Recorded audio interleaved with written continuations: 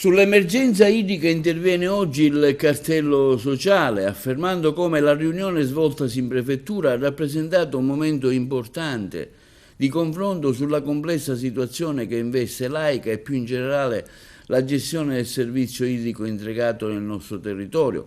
Il cartello sociale intende ringraziare il prefetto Salvatore Caccamo per l'equilibrio istituzionale e il ruolo di garanzia svolto che ha consentito un dialogo franco tra le parti.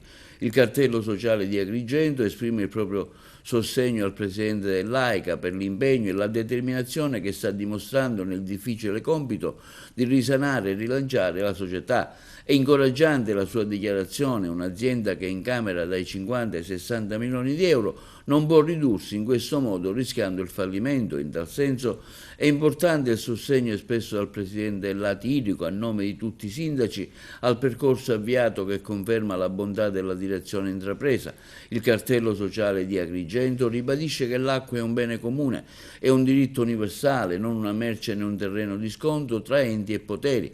Per questo ogni ritardo nelle decisioni strategiche, ogni logica di rinvio danneggia innanzitutto le comunità locali che da troppo tempo convivono con disservizi cronici, reti colabrodo e una gestione frammentata, lontana dai bisogni reali dei territori.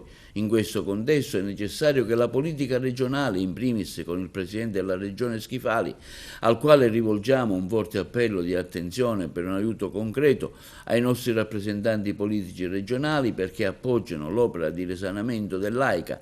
Non sono più tollerabili, continua il cartello sociale, le ambiguità, i silenzi o i rimpalli istituzionali. Il sistema idrico integrato ha bisogno di certezze, risorse e visione, tre elementi che solo un impegno politico forte e coerente potrà garantire.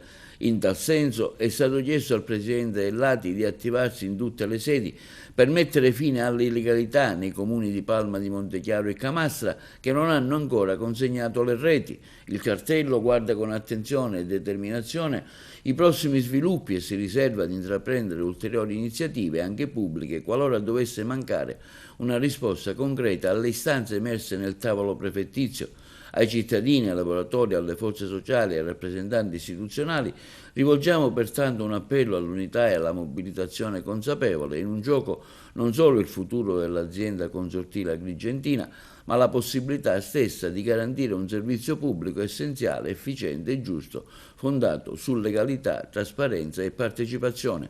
Questo quanto affermato dai rappresentanti del cartello sociale, Don Mario Sorce, Alfonso Buscemi, Paolo Ottaviano e Gero Acquisto.